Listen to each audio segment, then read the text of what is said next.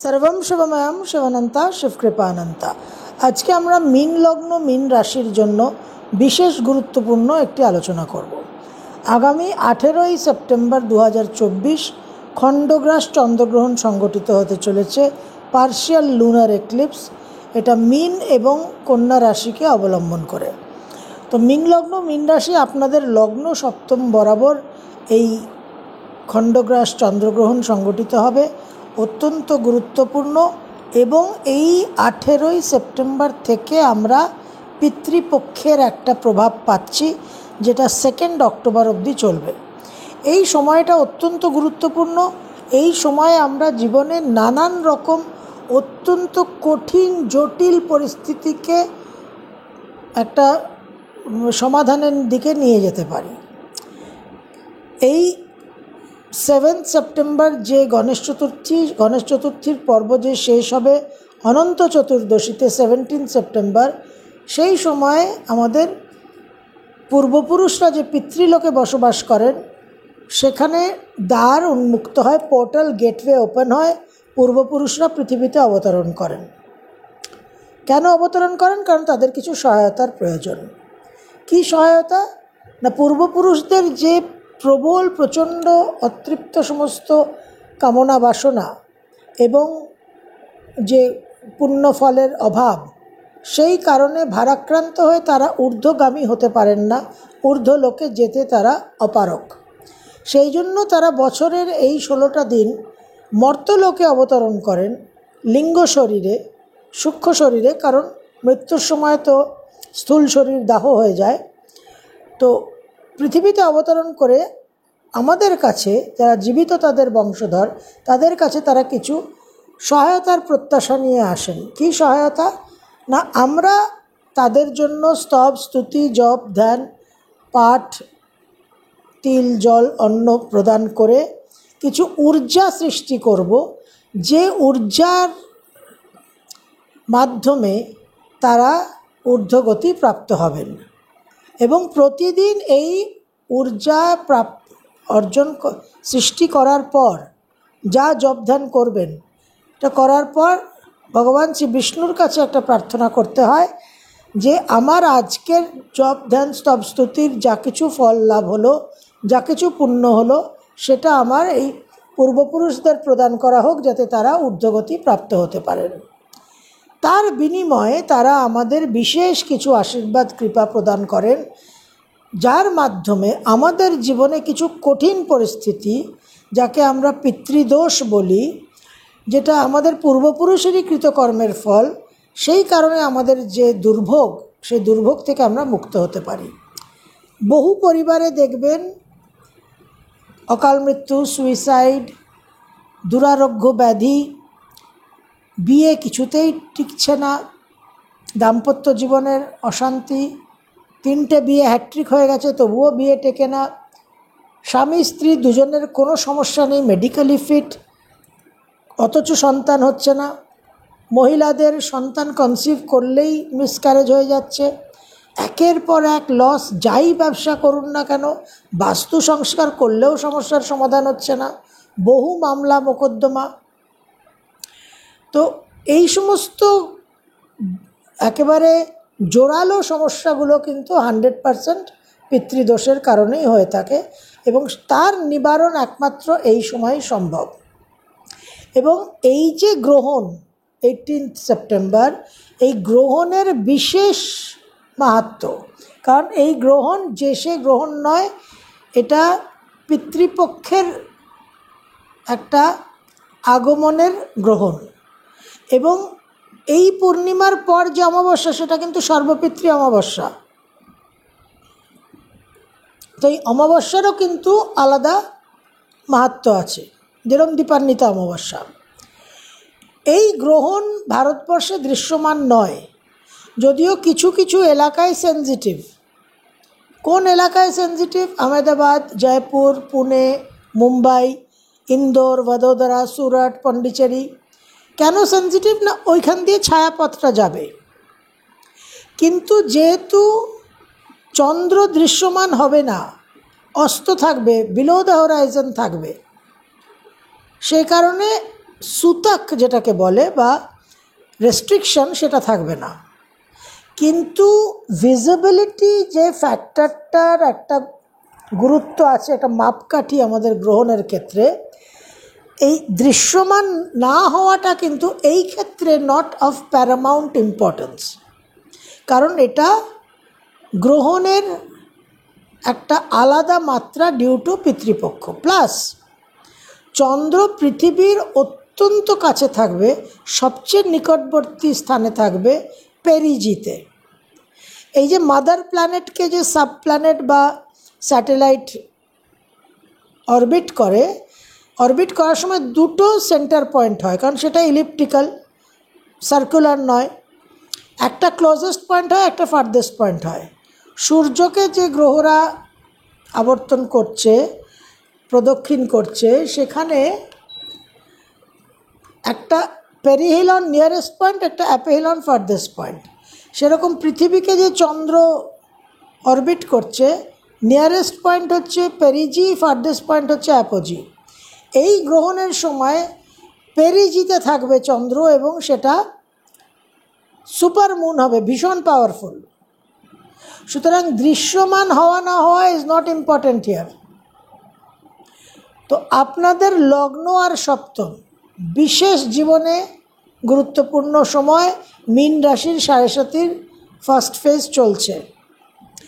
আপনাদের দাম্পত্য জীবন নিয়ে চিন্তার বিষয় আছে, গৃহ সুখ শান্তি নিয়ে চিন্তার বিষয় আছে।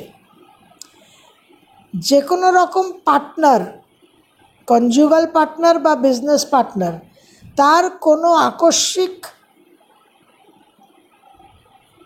সংকট, অ্যাক্সিডেন্ট, দুরারোগ্য ব্যাধি, এই ধরনের সমস্যা হতে পারে। মায়ের শরীর স্বাস্থ্য নিয়ে সমস্যা আসতে পারে। যে কোনো বয়স্ক মানুষ পরিবারে তার মেডিকেল এমার্জেন্সি হতে পারে। সন্তানের জন্য বিশেষ শুভ সময় তৈরি হতে পারে যদি হরোস্কোপ সাপোর্ট করে। ব্যবসা ক্ষেত্রেও অনেক আয় উন্নতির যোগ হতে পারে যদি 7.5 ফেজটা আপনাদের জন্য পজিটিভ হয়। কিন্তু একাধিক বেনিফিট অফ ডাউট নিজেকে না দিয়ে একটু কশন অ্যান্ড কেয়ার নিয়ে চলাটাই বুদ্ধিমানের কাজ। সুতরাং দাম্পত্য জীবন, নিজেদের হেলথ, শরীর স্বাস্থ্য, পারিবারিক সুখ শান্তি, এই জায়গাগুলোকে একটু বুঝে সতর্ক হয়ে চলাটাই বুদ্ধিমানের কাজ। ইমোশনাল আপহিভাল প্রচণ্ড থাকবে, আবেগপ্রবণ হয়ে কোনো সিদ্ধান্ত নেবেন না। এবং দাম্পত্য জীবন, রিলেশনশিপ, প্রেম প্রণয় নিয়ে বিশেষ সতর্ক থাকবেন।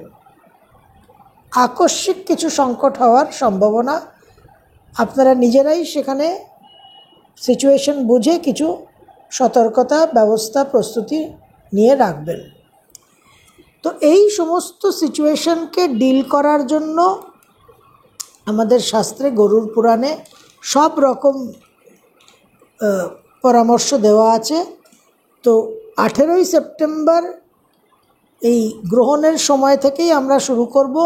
30শে আগস্ট আমার গ্রহণ সংক্রান্ত যে ভিডিও দেওয়া আছে সেখানে আপনারা সমস্ত সময়সূচি ডিটেলস পেয়ে যাবেন।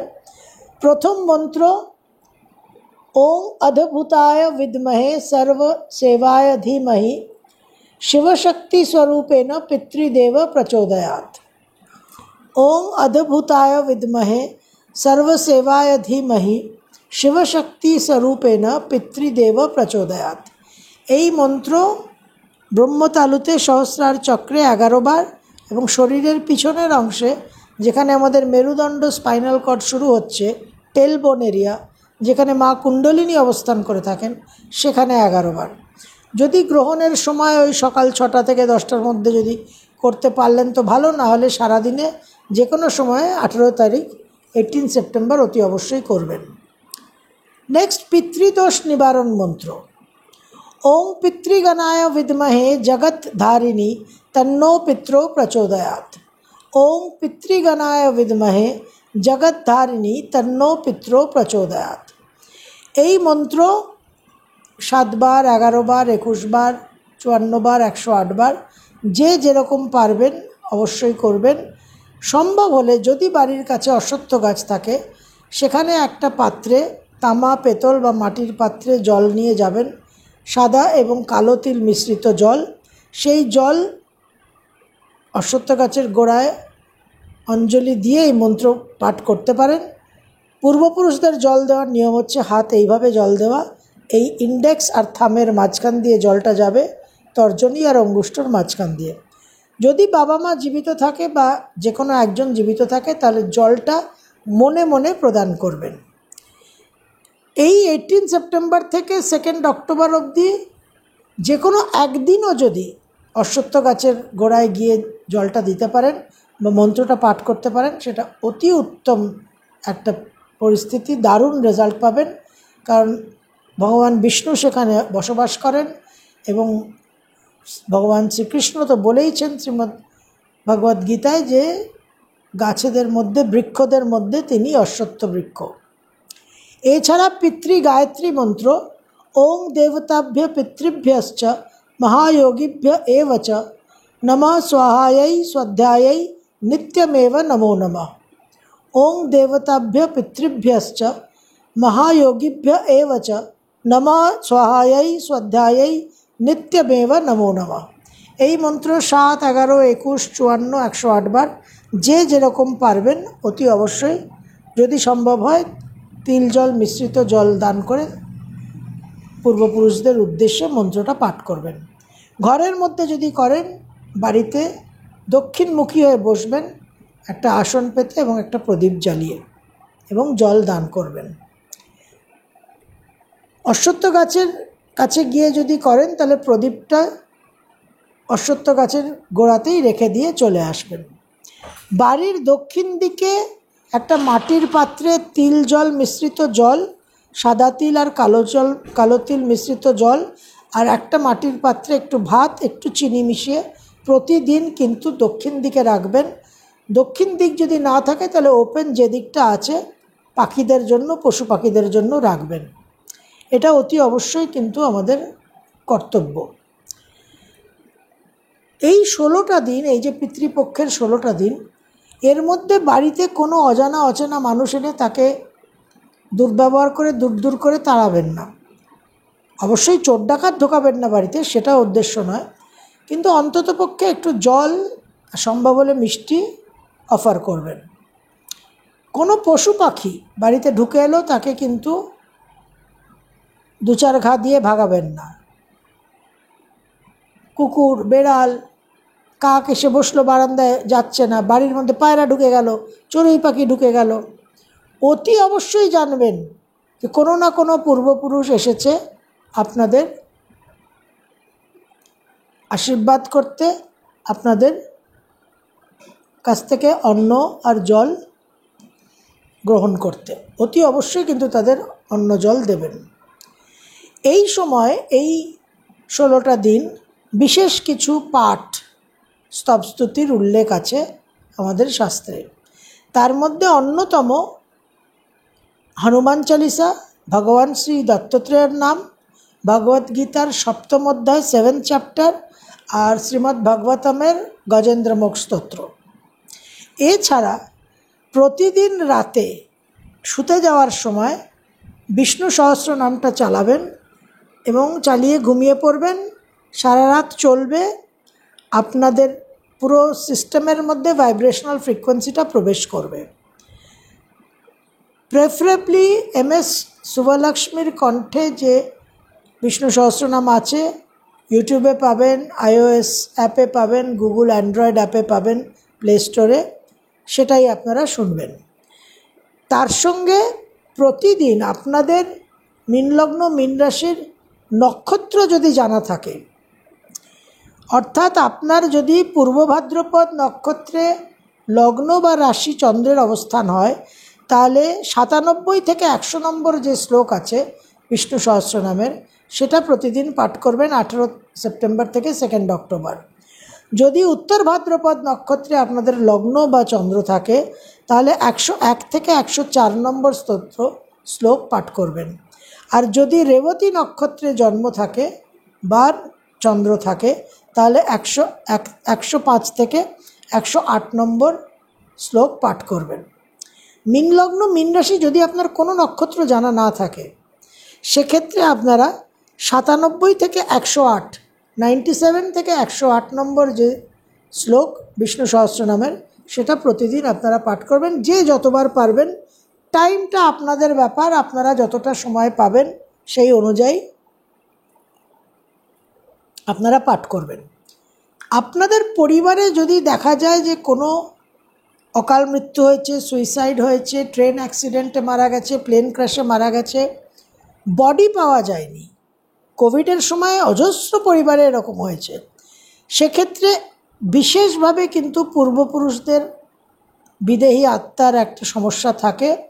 এই পিতৃপক্ষে আপনারা নারায়ণ বলি শ্রাদ্ধটা করতে পারেন, যে কোনো পুরোহিত মশাইয়ের সঙ্গে কনসাল্ট করে। জন্মছকে কালসর্প যোগ থাকলে নাগ বলি শ্রাদ্ধটা করতে পারেন। আর যদি কোনো তীর্থস্থানে যান এই সময়, কাশী, পুষ্কর, গয়া, সেক্ষেত্রে আপনারা ত্রিপিণ্ডী শ্রাদ্ধটা করাতে পারেন। বিশেষভাবে কিন্তু আপনারা সুফল পাবেন। এই সময়টা অত্যন্ত গুরুত্বপূর্ণ। আমাদের শাস্ত্র অনুযায়ী সারা বছরের একেবারে কঠিন জটিল সমস্ত দুর্ভোগ, উৎকট কর্ম, যে কর্ম কোনোভাবে ট্যাকল করা যায় না, এবং পূর্বপুরুষদের কৃতকর্মের জন্য আমরাও যে অশুভ কর্মগুলো করি, সেগুলো তো আমরাও যখন পূর্বপুরুষ হয়ে যাব তখন আমাদের বংশধররা সেটাকে ফেস করবে। তো এই সময়টা অত্যন্ত গুরুত্বপূর্ণ। এই সময়ে এই পিতৃপক্ষের এই সিম্পল প্রসেসগুলো ফলো করা, স্টার্টিং ফ্রম লুনার এক্লিপস, এবং তারপর তো সর্বপিতৃ অমাবস্যাতে তর্পণ আছেই, মহালয়া অমাবস্যা। এই পিউরিফিকেশনটা, শুদ্ধিকরণটা হওয়ার পর আমরা দেবীকে আবাহন করব নবরাত্রিতে, এবং দেবী শক্তিকে অর্জন করে আমরা জীবন যুদ্ধে অবতরণ করব, যাতে আমরা সর্বক্ষেত্রে জয়ী হতে পারি এবং সব শত্রু যাতে আমাদের নাশ হয়। সর্বম শিবময়ম শিবানন্তা শিবকৃপানন্তা।